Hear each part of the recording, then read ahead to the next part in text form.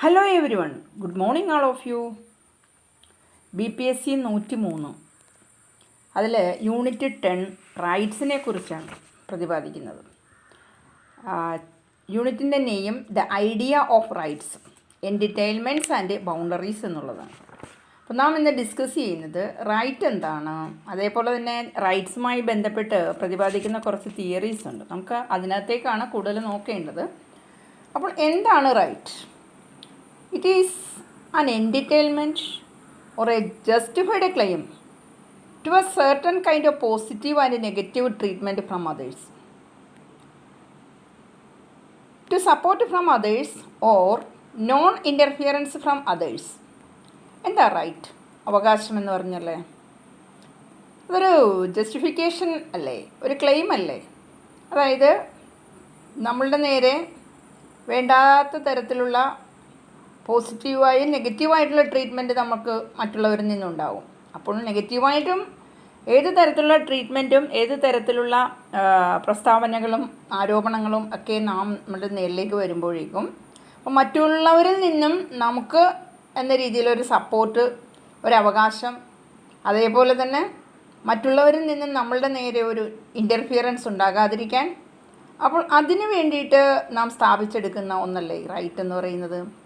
So we can say that right is something to which every individual in a community is morally permitted. ഒരു കമ്മ്യൂണിറ്റിയിലെ, ഒരു സൊസൈറ്റിയിലെ എല്ലാ വ്യക്തികൾക്കും അനുവദനീയമായിട്ടുള്ള ഒരു മോറലായിട്ടുള്ള, ധാർമ്മികമായിട്ടുള്ള ഒരു കാര്യമാണ് റൈറ്റ് അഥവാ അവകാശം എന്ന് പറയുക. Then rights are important conditions of social life without which no person can generally realize his best self. അതായത് ഒരു വ്യക്തി താൻ യഥാർത്ഥത്തിൽ തൻ്റേതായ രീതിയിൽ ഇടപെടണം എന്നുണ്ടെങ്കിൽ തൻ്റേതായ അവകാശങ്ങൾ നേടിയെടുക്കുവാനായിട്ട് സാധിക്കണം. അപ്പോൾ അതുകൊണ്ട് തന്നെ പൊതുവായിട്ട് ഒരു വ്യക്തി അയാൾ ആരാണെന്ന് സ്വയം തിരിച്ചറിയുന്നതും തൻ്റെ അവകാശങ്ങളുടെ അടിസ്ഥാനത്തിൽ തന്നെയാണ്. These are the essential conditions for the health of both the individual and society. So in simple words, rights are common claims of people which every cultured society recognizes as essential claims for the development and which are therefore enforced by the state.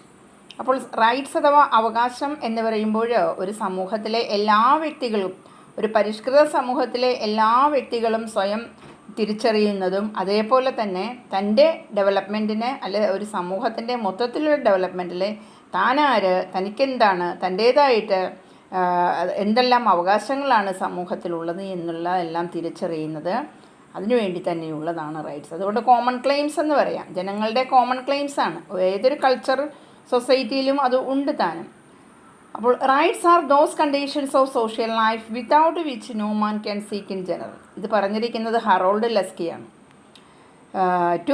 To be himself at his best, ഒരു വ്യക്തിക്ക് ഏറ്റവും best എന്ന രീതിയിൽ തനിക്ക് സൊസൈറ്റിയിൽ ഇടപെടണമെന്നുണ്ടെങ്കിൽ താൻ തൻ്റേതായ അവകാശങ്ങളും അതെന്താണ് ഏതാണെന്നൊക്കെ താൻ അറിഞ്ഞിരിക്കും. അപ്പോൾ അതിൻ്റെ അടിസ്ഥാനത്തിലാണ് അയാൾക്ക് സൊസൈറ്റിയിൽ ഇടപെടുവാനായിട്ടെല്ലാം സാധിക്കുക എന്നുള്ളതാണ്. ഒരു നെഗറ്റീവ് റൈറ്റ് എന്ന് പറയുമ്പോഴോ പോസിറ്റീവ് റൈറ്റ് ഉണ്ട്, നെഗറ്റീവ് റൈറ്റ് ഉണ്ട്. Positive right and negative right. Negative right എന്ന് പറയുന്നത് freedom of a person is a right to be free of bodily interference. അതായത് തൻ്റെ കാര്യത്തിൽ, തൻ്റെ സ്വകാര്യമായ ഇടങ്ങളിൽ മറ്റുള്ളവരുടെ ഇൻ്റർഫിയറൻസ് ഉണ്ടാകാതിരിക്കുക. അതിൽ പോസിറ്റീവ് റൈറ്റ് എന്ന് പറയുമ്പോഴേക്കും ഇതൊരു എൻറ്റർടൈൻമെൻ്റ് എന്ന് പറയാം. റൈറ്റ് ടു ഫ്രീ എക്സ്പ്രഷൻ, അതാണ് പോസിറ്റീവ് റൈറ്റ്. സ്വതന്ത്രമായി അഭിപ്രായം പറയാനുള്ള സ്വാതന്ത്ര്യം ഉണ്ടായിരിക്കുക എന്നുള്ളതാണ് positive right. Most rights are both positive and negative. Then types of rights, അതിലേക്ക് നോക്കിയാൽ natural rights, moral rights, legal rights, political rights, civil rights, economic rights, human rights, ഇങ്ങനെ ഡിഫറൻറ്റ് വെറൈറ്റീസ് ഓഫ് റൈറ്റ്സ് ഉണ്ട്, അവകാശങ്ങൾ.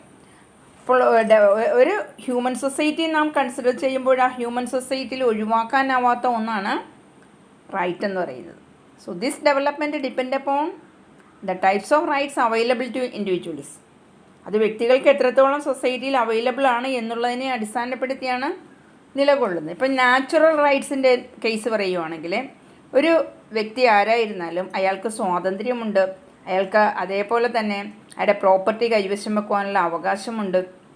അത് നേച്ചറിൽ നിന്നും inherit ചെയ്തിട്ടുള്ള റൈറ്റാണ് natural right എന്ന് പറയുന്നത്.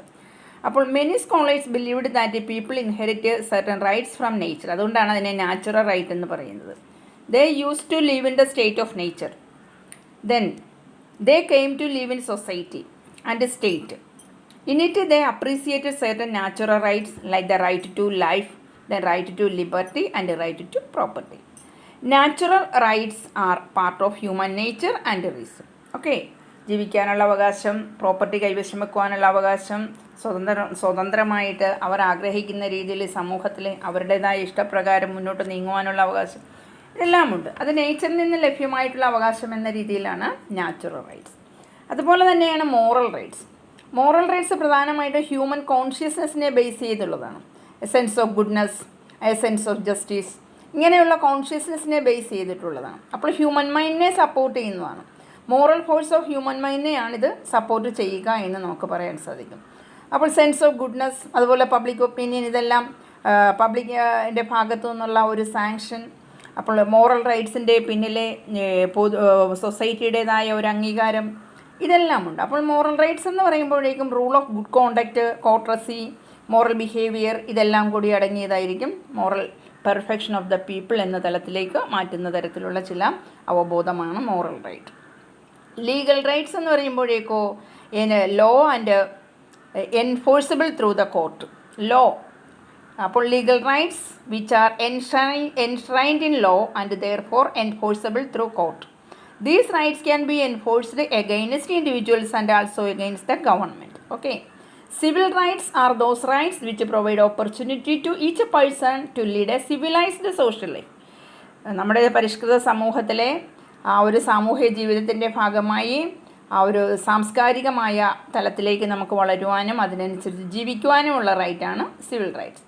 Political rights are those rights by virtue of which inhabitants get a share in the political process.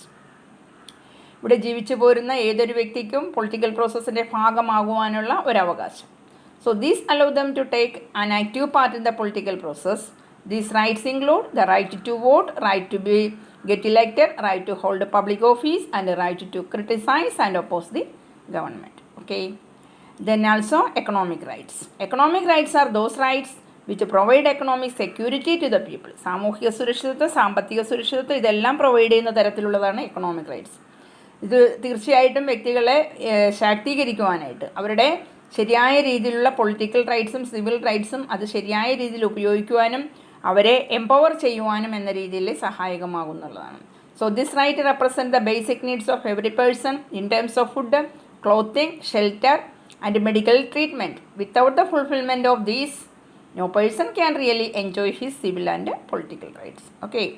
So these are some kind of rights. Then also human rights. The idea of human rights, it developed out of the natural rights theories of the society, that is in the early modern period. So these theories arose primarily out of the desire to establish some limits upon how individuals may be treated by others. വ്യക്തികളെ മറ്റുള്ളവരെങ്ങനെയാണ് അവരോട് പെരുമാറുന്നത്, അതിൻ്റെ മേലെ ഒരു limit ഉണ്ടാക്കുന്നതിന് വേണ്ടിയിട്ടാണ്.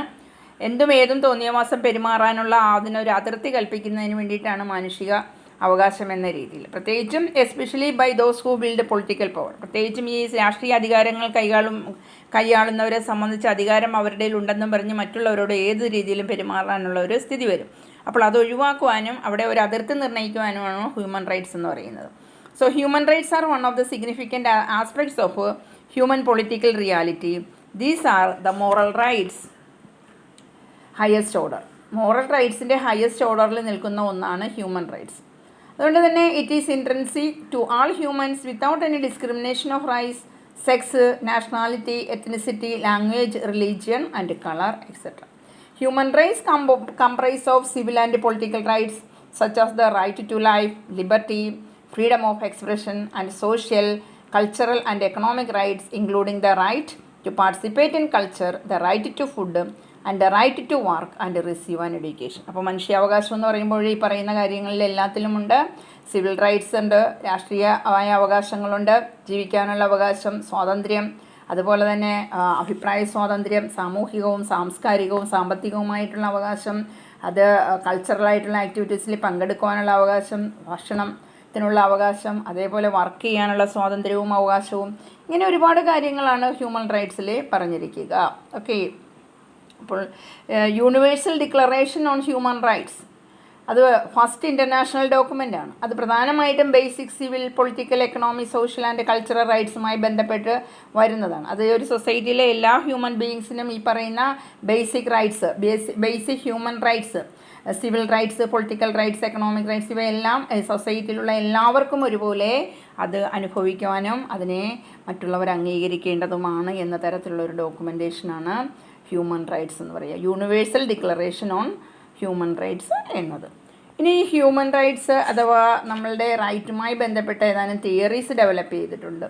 അപ്പോൾ ഈ തിയറീസിനെ സംബന്ധിച്ച് നാം നോക്കുമ്പോഴേക്കും അതിൻ്റെ ഭാഗത്ത് ആദ്യം വരുന്ന തിയറി ഓഫ് നാച്ചുറൽ റൈറ്റ് ആണ്.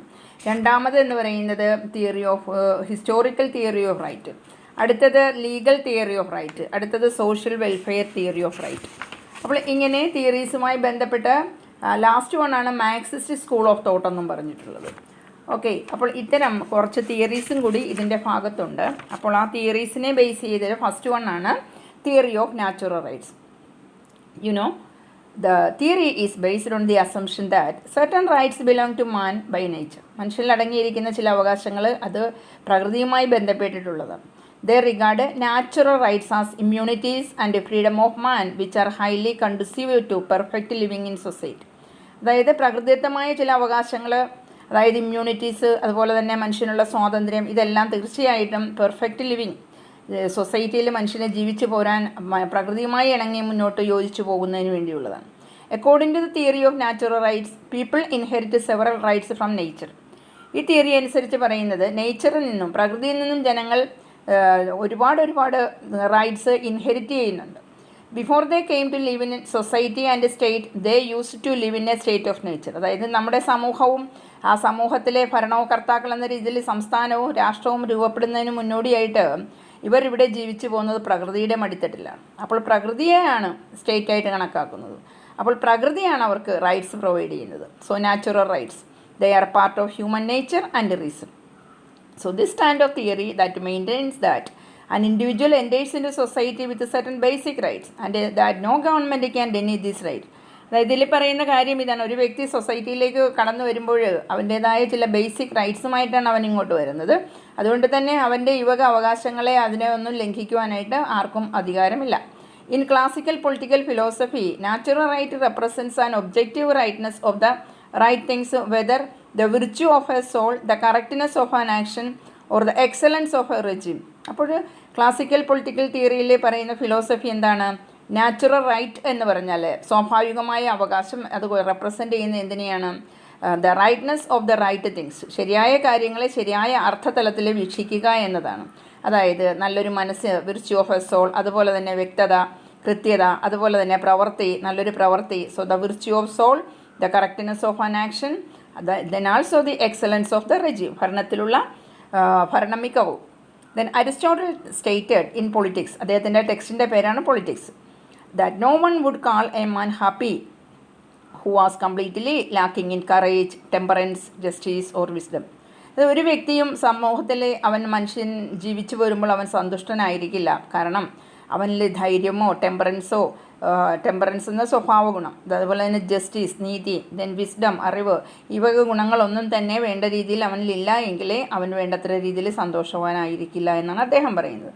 A man who was easily terrified, unable to restrain any impulse toward food or drink, willing to run his friends for a trifle and generally senseless could not possibly lead to a good life. അതായത് ഒരു മനുഷ്യനെ സംബന്ധിച്ച് നോക്കുമ്പോൾ അവൻ അറിവ് നേടുന്നു, ആ അറിവ് നേടുന്നത് പരിപൂർണതയിലല്ല, അവനെ ഭയപ്പെടുത്തുന്നു, മറ്റു തരത്തിൽ അവൻ്റെ നേരെ വരുന്ന ഭയപ്പെടുത്തുന്ന ആ ഒരു ആക്ഷനിൽ നിന്നും അവന് പരിപൂർണമായി ഒഴിഞ്ഞു നിൽക്കാനോ അതിനെ തടസ്സപ്പെടുത്താനോ കഴിയുന്നില്ല.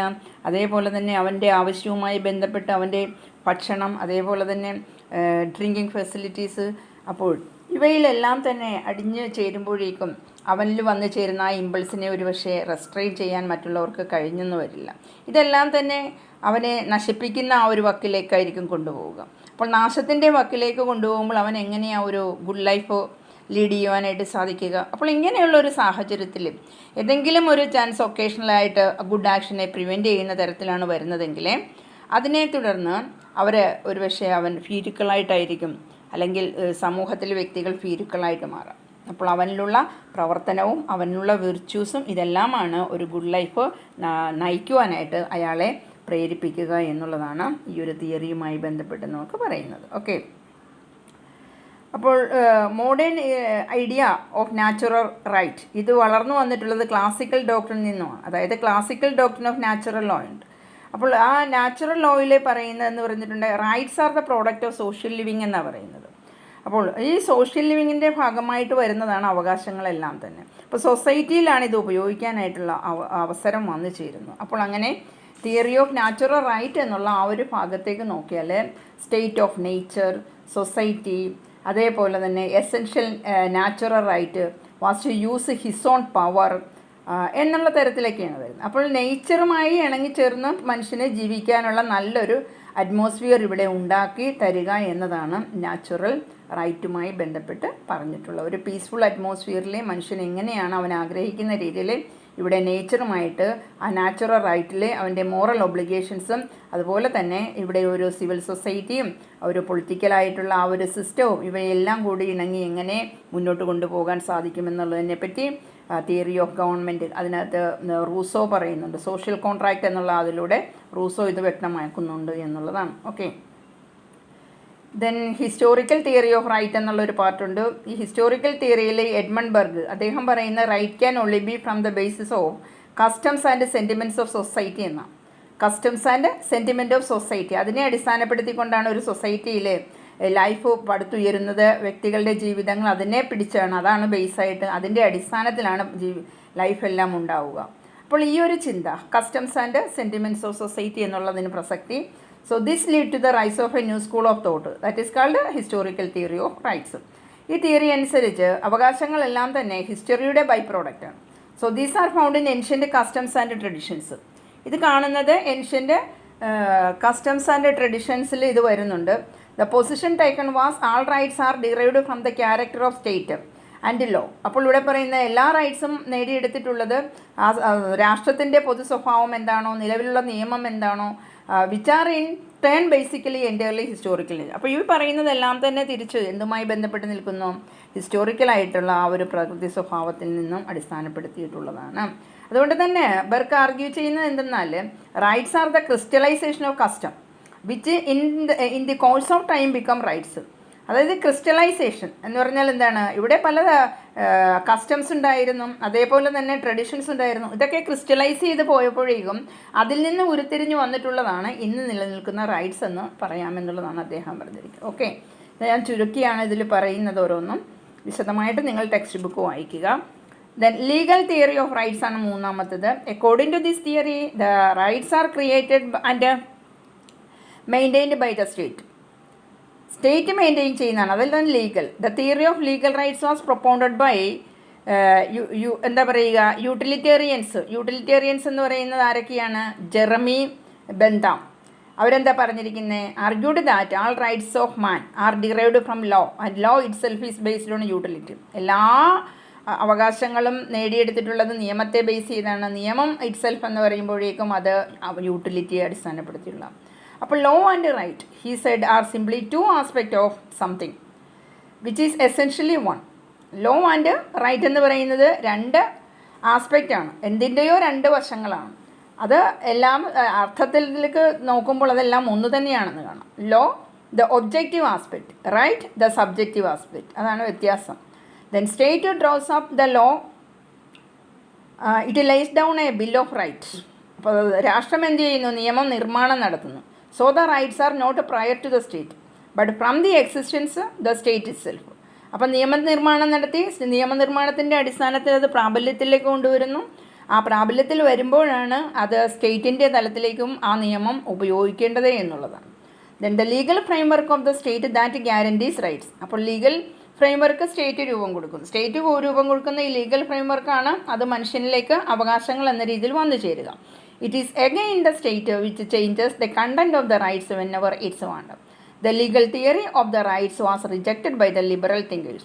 അപ്പോൾ ലീഗൽ തിയറി, നിയമം മുഖേനയാണ് അവകാശങ്ങൾ ഉണ്ടാകുന്നത്. ഈ അവകാശങ്ങളുമായി ബന്ധപ്പെട്ട നിയമത്തിന് രൂപം കൊടുക്കുന്നത് സ്റ്റേറ്റാണ്. അപ്പോൾ ഇങ്ങനെയുള്ള ലീഗൽ തിയറീനെ ലിബറൽ തിങ്കേഴ്സ് അതിനെ റിജക്റ്റ് ചെയ്യുന്നുണ്ട്. ലിബറൽ തിങ്കേഴ്സ് എന്ന രീതിയിൽ TH ഗ്രീൻ, അതുപോലെ തന്നെ ഹറോൾഡ് ലെസ്കി, ഇവർ പറയുന്നത് മനുഷ്യർ സൊസൈറ്റിയിൽ റൈറ്റ് എൻജോയ് ചെയ്യുന്നത് അവർ സ്റ്റേറ്റിൻ്റെ ഭാഗമെന്ന രീതിയിൽ മാത്രമല്ല, അവർ സൊസൈറ്റിയിലെ അംഗമാണ്, വിവിധ അസോസിയേഷനിലെ അംഗമാണ്. അപ്പോൾ സൊസൈറ്റിയുമായി ബന്ധപ്പെട്ട പല റിലേഷൻഷിപ്പും അവർ കീപ്പപ്പ് ചെയ്യുന്നുണ്ടെന്ന്. So the point is all men enjoy the right in the society not merely as members of the state but also as members of the society and various associations and relationships in society. So they found the idea of limiting right to one source, the state, unacceptable. Okay, they argued that if the state and the law are the sole source of right, then there is no right against the state. അവർ പറയുന്നത് വാദഗതി ഇതാണ്: സ്റ്റേറ്റിനും നിയമത്തിനുമാണ് മൊത്തത്തിലുള്ള റൈറ്റിൻ്റെ സോഴ്സെങ്കിൽ പിന്നെ അവിടെ ഒരു അധിക അവകാശവും സ്റ്റേറ്റിനെതിരായിട്ട് മറ്റുള്ളവരിൽ ഉണ്ടാകില്ല. അപ്പോൾ സ്റ്റേറ്റാണ് പവർഫുൾ എന്ന രീതിയിൽ വരും. അതുകൊണ്ട് തന്നെ സ്റ്റേറ്റിലുള്ള പവർഫുള്ളായിട്ടെന്നുള്ളതിനെ റെസിസ്റ്റ് ചെയ്യേണ്ടത് ചില സാഹചര്യങ്ങളിൽ ആവശ്യമാണ്. കാരണം പൗരന്മാർ സൊസൈറ്റിയുടെ ഭാഗമാണ്. അപ്പോൾ സൊസൈറ്റിയിൽ പൗരന്മാർക്ക് അവരുടേതായ അവകാശങ്ങളും അധികാരങ്ങളും ഉണ്ടാകേണ്ടതുണ്ട്. സ്റ്റേറ്റാണ് ആളെന്നുള്ള ആ ഒരു ചിന്തയിലേക്ക് കൊണ്ടുപോകാൻ പറ്റില്ല എന്നാണ് അവർ പറയുന്നത്. ഓക്കെ, അടുത്തതാണ് വെൽഫെയർ കൺസെപ്റ്റ്. വെൽഫെയർ കൺസെപ്റ്റിൽ പറയുന്ന right എന്താണെന്നറിയാവാം? Right appears to be the combination of various theories of rights that came before it, like those that were based on natural rights, legal or historic. ഇതിനെ എല്ലാത്തിനെയും കൂടി അടിസ്ഥാനപ്പെടുത്തിയിട്ടുള്ളതാണ് social theory എന്ന് പറയുക. So this theory developed by the liberal thinkers. ഇവരാണ് develop ചെയ്തത്, liberal തിങ്കേഴ്സാണ്. അവർ welfare സ്റ്റേറ്റിന് സപ്പോർട്ട് ചെയ്തുകൊണ്ടാണ് പറയുന്നത്. അതുകൊണ്ട് തന്നെ നമുക്ക് പറയാം the major contributors of social welfare theory TH Green, LT Hobhouse, Harold Laski, Ernest Barker, ഇവരൊക്കെയാണ്. The central proposition was that a law, custom, natural right should all yield to what is socially useful or socially desire. അപ്പം നേരത്തെ പറഞ്ഞ തിയറീസിൽ അതിൻ്റെ അന്തസ്സത്വം നല്ലതെന്ന് തോന്നുന്നത് എന്തൊക്കെയാണോ അവയെല്ലാം കൂടി ചേർന്നിട്ട് ഒരു സമൂഹത്തിന് ഗുണകരമായ രീതിയിൽ ഉണ്ടാക്കുന്നതും ഉപയോഗപ്രദവുമായിട്ടുള്ള കാര്യങ്ങൾ എന്താണോ അതെല്ലാം തന്നെ സോഷ്യൽ വെൽഫെയർ തിയറി റൈറ്റ്സിൻ്റെ ഭാഗമായിട്ട് കണക്കാക്കാം എന്നുള്ളതാണ്. So, Harold Lasky, he was the main proponent of this theory and he commented on the concept of rights in his book, A Grammar of Politics. അദ്ദേഹം കമൻറ്റ് ചെയ്യുന്നത് എന്തെന്നാൽ the concept of rights emerges only in the context of A society. അപ്പോൾ ഈ right എന്ന concept അതിൻ്റെ പ്രാധാന്യം വരുന്ന ഒരു സമൂഹവുമായി ബന്ധപ്പെട്ടിട്ടുള്ള തലങ്ങളിലാണ്. A right is at once a private claim of an individual. ഒരു വ്യക്തിയുടെ അവകാശം ഉന്നയിക്കുന്നതുമായി ബന്ധപ്പെട്ട് വരുന്നതാണ് right. And the right shared with others together in a community situation. അപ്പോൾ ഒരു വ്യക്തി അയാളുടെ അവകാശം മറ്റൊരു കമ്മ്യൂണിറ്റിയിലുള്ള ആൾക്കാരോട് ഉന്നയിക്കുമ്പോഴേക്കും അയാൾക്ക് കിട്ടേണ്ടത് എന്താണോ അയാൾ അത് ചോദിച്ചു വാങ്ങുവാനായിട്ട് ശ്രമിക്കുന്നു എന്നുള്ളതാണ്. അപ്പോൾ when promoting individual rights the common good is and must be served. അപ്പോൾ കോമൺ ഗുഡായിട്ട് എല്ലാവർക്കും പൊതുവായി ഗുണം ചെയ്യുന്ന കാര്യം എന്താണോ അതിനെയാണ് അവിടെ സെർവ് ചെയ്യേണ്ടത്. അപ്പോൾ എസ്റ്റാബ്ലിഷ് ചെയ്യുക, റൈറ്റ് എസ്റ്റാബ്ലിഷ് ചെയ്യുക എന്ന് പറയുമ്പോഴേക്കും അതൊരു കണ്ടീഷനാണ്. എന്തിനു വേണ്ടിയുള്ള? സോഷ്യൽ വെൽഫെയറിന് വേണ്ടിയുള്ള ഒരു കണ്ടീഷനാണ്. അപ്പോൾ state must guarantee some rights. അതുകൊണ്ട് തന്നെ ഈ കണ്ടീഷൻ അച്ചീവ് ചെയ്യാനായിട്ട് വ്യക്തികൾക്ക് അല്ലെങ്കിൽ സിറ്റിസണിന് സ്റ്റേറ്റ് ഗ്യാരണ്ടി കൊടുക്കണം. അതായത് ഏതൊക്കെയാണ് ഗ്യാരണ്ടി ചെയ്യേണ്ടത്?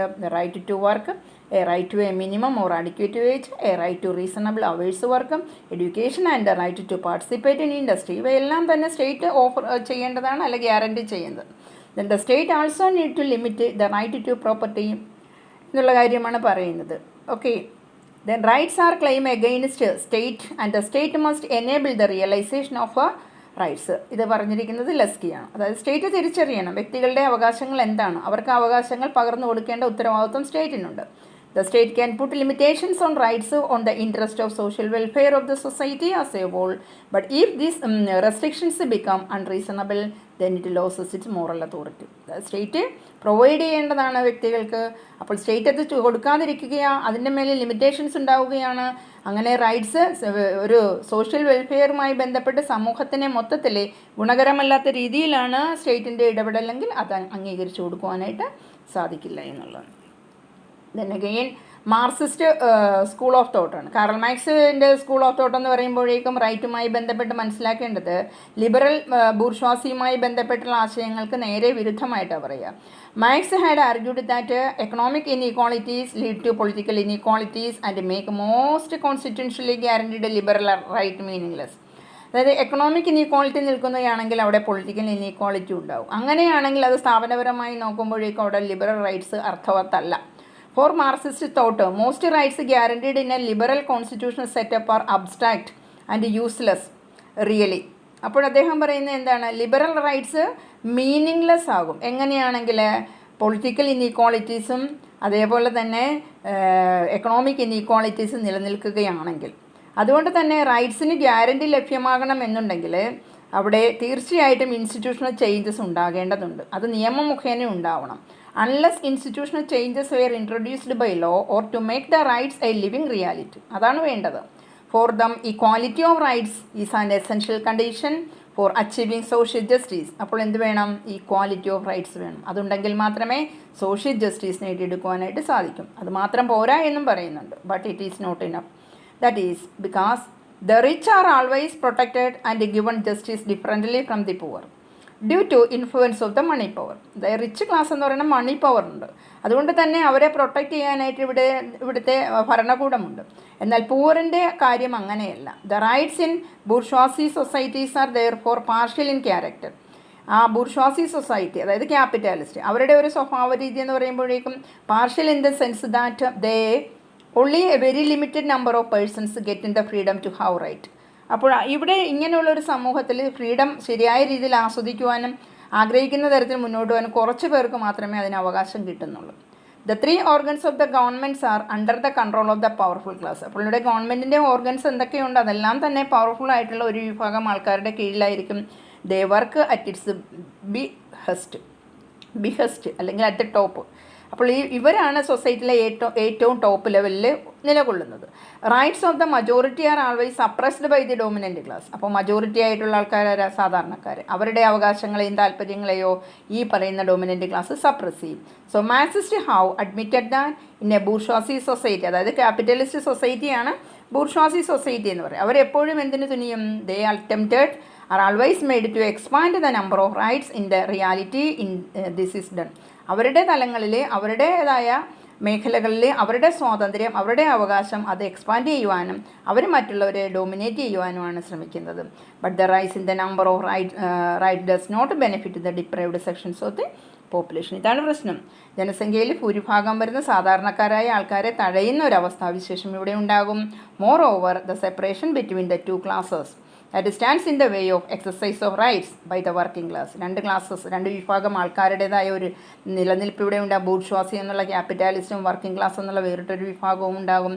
അതുകൊണ്ട് തന്നെ every right in the general a right of inequality in a liberal setup. അപ്പോൾ ശരിക്കും ഇൻഇക്വാളിറ്റി എന്നുള്ളതാണ്.